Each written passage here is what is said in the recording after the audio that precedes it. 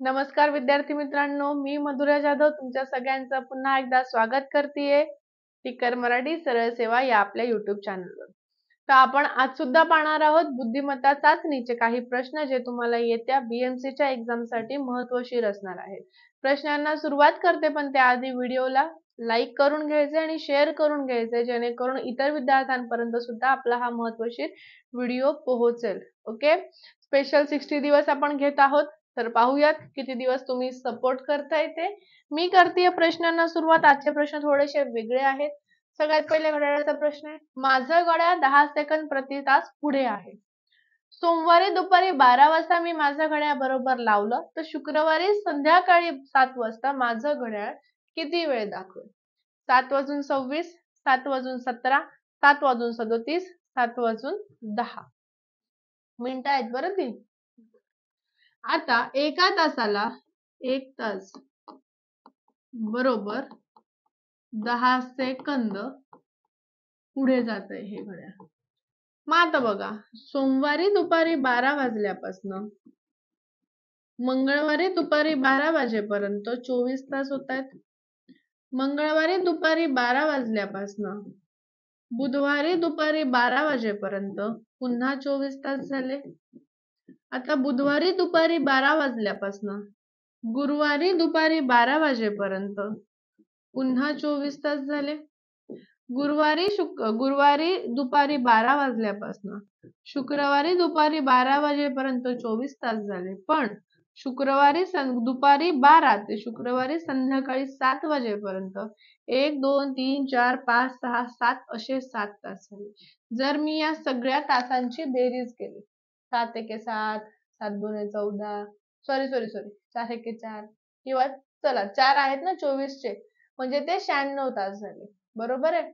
96 तास आणि वरचे 7 तास एकूण 103 तास होतात.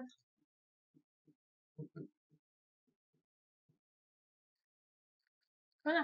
या 103 एका तासाला 10 सेकंद पुढे 103 गुणिले 10 1030 सेकंद. याला 60 ने भागायचं. 6 एके 6 उरले 4, 7 सकम 42 पॉइंट मध्ये उत्तर जाईल म्हणजे 17 मिनिटं पुढे. इथे काही पॉइंट दिलं नाहीये ना सेकंदचं, म्हणून ते काही मी ऍड करत नाही.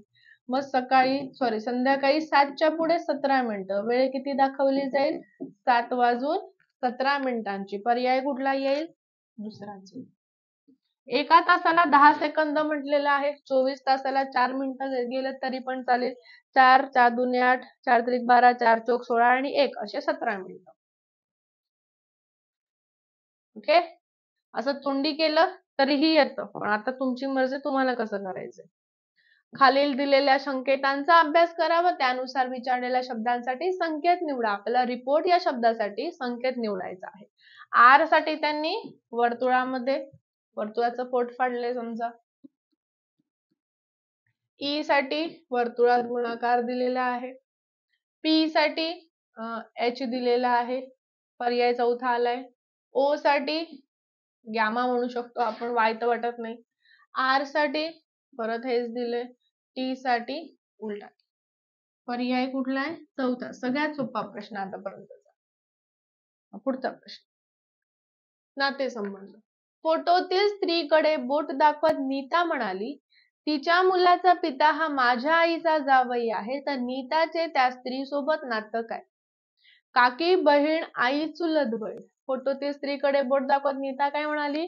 तिच्या मुलाचा पिता, म्हणजे त्या स्त्रीच्या मुलाचा पिता म्हणजे वडील. त्या स्त्रीच्या मुलाचे वडील हा माझ्या आईचा जावई आहे, म्हणजे नीताच्या आईचा जावई. आपल्या आईचा जावई म्हणजे या तर आपले भाऊजी असणार किंवा आपला नवरा असणार. आता काय सांगितलंय? नीताचे त्या स्त्रीशी नातं काय, म्हणजे नीता या स्त्रीची कोण झाली? बहीण. आता आपला नवरा आपल्या आईचा जावई म्हणजे आपली आई, आईची मुलगी आपली बहीण, म्हणजे कोण झाली? ती बहीण झाली. एक तर ती स्वतः असू शकते किंवा बहीण, पण स्वतः केव्हा असेल? जेव्हा याच्यामध्ये दिलं जाईल तिच्या मुलाचा पिता हा माझ्या आईचा एकमेव जावई आहे, म्हणजे मी माझ्या आईला एकुलती एक असेल, असं ते नीता म्हणली. पुढचा प्रश्न, 15 ऑगस्ट 2012 गुरुवार येतो तर 11 जून 2013 रोजी कोणता दिवस असेल? बुधवार, गुरुवार, शुक्रवार, शनिवार. 15 ऑगस्ट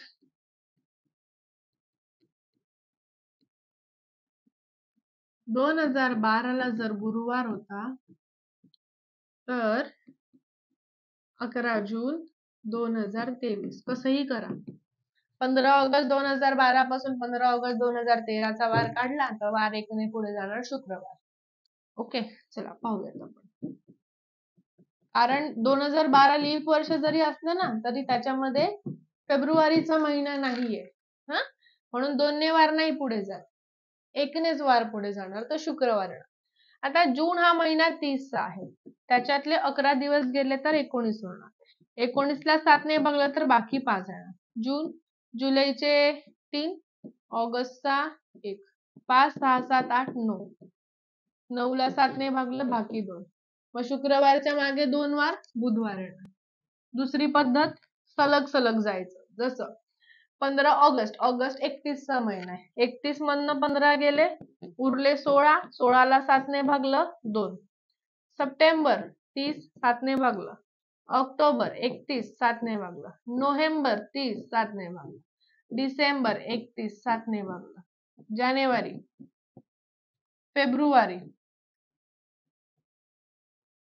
मार्च, एप्रिल, मे, जून कुठे गेला? 11. 11 ला 7 ने भागलं बाकी 4. आता या सगळ्यांची बेरीज करा. 5, 5, 10, 5 त्रिक 15, 5 चोक 20, 5 5 25, 26, 27, 27 ला 7 ने भागलं बाकी आली 5. शुक्रवारच्या पुढे 5 वार येतंय का बघा बरं. कॅल्क्युलेशन तुम्ही सांगायचं मला. कळतंय सगळ्यांना? काय? मग आता बुधवार कसं आलं होतं? 11 जून आहे ना, त्याच्यामुळे आपल्याला 20 ला 7 ने भागलं बाकी ते 6 घ्यायला पाहिजे होते, कारण आपल्याला 11 जूनला धरावं लागतं, 11 जूनला सोडावं नाही लागत. ठीक आहे, तरी पण एकदा पुन्हा सांगून देते. ऑगस्ट, 16 ला 7 ने ऑगस्ट, सप्टेंबर, ऑक्टोबर, नोव्हेंबर, डिसेंबर, जानेवारी, फेब्रुवारी, मार्च, एप्रिल, मे, जून. जूनचा 11 दिवस आहे म्हणून 7 ने भागलं तर बाकी 4. आता बेरीज केली. 5, 5 दुने 10, 5 त्रिक 15, 5 चोक 20, 20 आणि वरचे 7, 27. 27 ला 7 ने भागलं बाकी घ्यायची. 7 त्रिक 21, 22, 23, 24, 25, 26, 27. हो ना? बरोबर आलं का? तुम्ही जितकं स्वतःला कन्फ्युज कराल ना तितकं तुम्ही अजून कन्फ्युज व्हाल, म्हणून आपलं उत्तर बुधवार आहे. ठीक आहे, तुमच्या मनातले जे जे डाऊट आहे ते मी तुम्हाला क्लिअर करून द्यायचे. मग हे 11 घ्यायचे का नाही घ्यायचे? नाही घ्यायचे. या तर हे 15 नाही घ्यायचे किंवा हे 11 नाही घ्यायचे. दोन्ही दोन्ही घ्यायचे, दोन्ही दोन्ही सोडायचे असं पण नाही. डेली लेक्चर अटेंड करा, अजून सविस्तर तुम्हाला सांगत जाईल. म्हणजे कन्फ्युज नाही होणार. साधं साधं सोपं सोपं करत चला गणित. पुढचा प्रश्न. रोहन उत्तरेला 3 किलोमीटर चालत गेला, लगेच सोडवायला घ्यायचं. नंतर तो त्याच्या डावीकडे वळाला आणि 2 किलोमीटर गेला. पुन्हा डावीकडे वळाला आणि 3 किलोमीटर चालत गेला. या ठिकाणापासून तो डावीकडे वळाला आणि 3 किलोमीटर चालत गेला. तर तो सुरुवातीच्या ठिकाणापासून किती अंतरावर आहे? 1, 2, 3, 5. सुरुवात इथून गेलेली इथे आहे. हे 2 आणि 3. 3तनं 2 गेले 1. सुरुवातीच्या ठिकाणापासून तो 1 किलोमीटर वरच आहे. पर्याय येणार पहिलाच.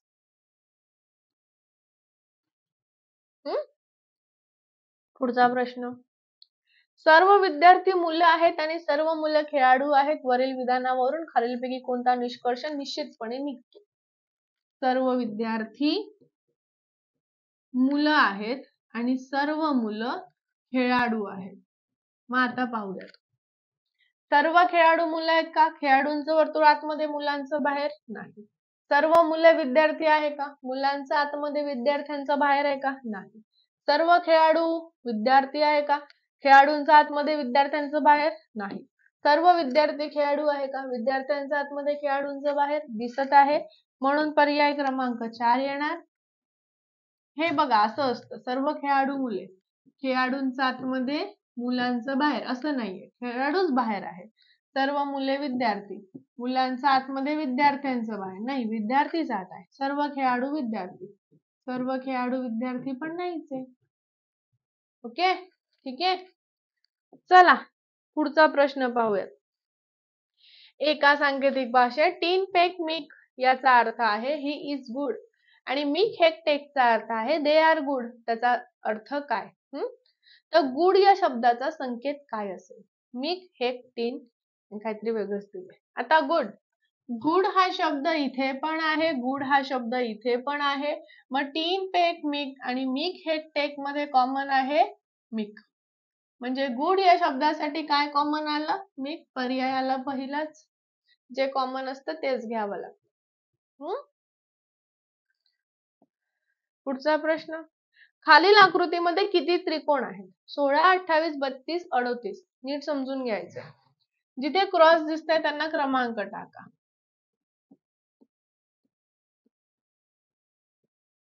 आणि ज्यामध्ये लाईन दिसतायत ना या उभ्या अशा मधल्याचा त्यांना क्रमांक टाका. आता मी सांगते. मोठी संख्या गुणिले 4 अधिक मोठी संख्या गुणिले 2. अरे 4 लिहिलं मी. मोठी संख्या गुणिले 2 अधिक मोठी संख्या गुणिले 2 अधिक मोठी संख्या गुणिले 2 अधिक मोठी संख्या गुणिले 2 अधिक मधल्या लाईन गुणिले 2. आता बघा बरं, मोठी संख्या 4, 4 दुने. परत मोठी संख्या 4, 4 दुने. परत मोठी संख्या 4, 4 दुने. परत मोठी संख्या 4, 4 दुने. मधल्या लाईन किती आहेत? 3. त्याची दुप्पट. 4 दुने 8 अधिक 4 दुने 8 अधिक 4 दुने 8 अधिक 4 दुने 8 अधिक 3 दुने 6. 8 16 8 24 8 चौक 32 आणि 6 38. एकूण त्रिकोणांची संख्या किती झाली आहे? 38 झाली. याला म्हणतात त्रिकोण मोजण्याची शॉर्ट ट्रिक. 8 8 16 24 32. हे मधल्या लाईनीचे जर तुम्ही विसरलात तर तुमचं उत्तर 32 वरच थांबेल. मध्ये जेवढ्या लाईन असतात तेवढ्यांची दुप्पट करावीच लागते. पुढचा प्रश्न. प्रश्नार्थ चिन्हाच्या जागी येणारी योग्य संख्या शोधा. 256 255 324 289. वर्गमुळात 121 अधिक वर्गमुळात 144. हा 11चा वर्ग, हा 12चा वर्ग, बेरीज केली 23. वर्गमुळात 169 अधिक वर्गमुळात 196. हा 13चा वर्ग, हा 14चा वर्ग, उत्तर आलं 27. हा वर्गमुळात 225 अधिक वर्गमुळात काय लिहायचं? 15 अधिक किती म्हणजे 33 होणार? 18. 18चा वर्ग आहे 324. उत्तर येणार पर्याय तिसरा.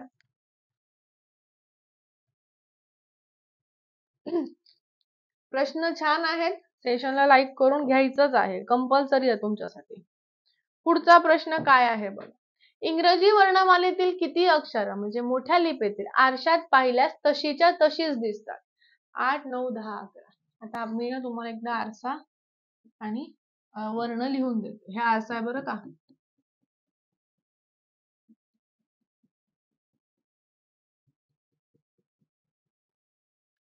ए हा आरशामध्ये ए सारखा दिसतो, पण बी हा आरशामध्ये उलटा दिसतो. सी आरशामध्ये उलटा दिसतो, डी आरशामध्ये उलटा दिसतो, ई आरशामध्ये उलटा दिसतो, एफ आरशामध्ये उलटा दिसतो, जी हा आरशामध्ये उलटा दिसतो, एच आरशात एच सारखा दिसतो, आय आरशात आय सारखा दिसतो, जे मात्र उलटा दिसतो, के पण उलटा दिसतो, एल पण उलटा दिसतो, एम एम सारखा दिसतो, एन हा उलटा दिसतो, ओ ओ सारखा दिसतो, पी हा उलटा दिसतो, क्यू पण उलटा दिसतो, आर पण उलटा दिसतो, एस पण टी टी सारखा आहे, यू यू सारखा आहे, व्ही व्ही सारखा आहे. आता जागा कुठे? ठीक आहे चला.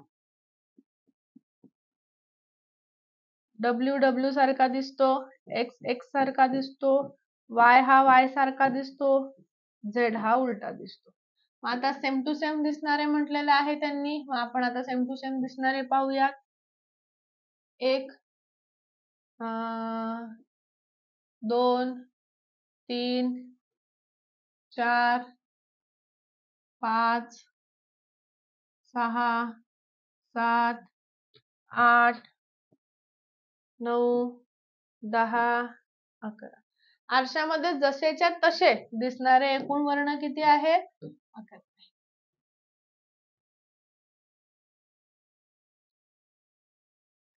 ठीक आहे. असंच पाण्यातलं पण तुम्हाला विचारलं जाऊ शकतं, लक्षात असू द्या. पुढचा प्रश्न तुलनाचा आहे. काय आहे बघूयात. एका रंगेत S हा R च्या मागे असला तरी P च्या पुढे आहे. S हा R च्या मागे असला तरी P च्या पुढे आहे. C हा P च्या मागे असला तरी A च्या पुढे आहे. यापैकी मधोमध असणारा कोण? P. पर्याय आहे दुसरा. पुढचा प्रश्न.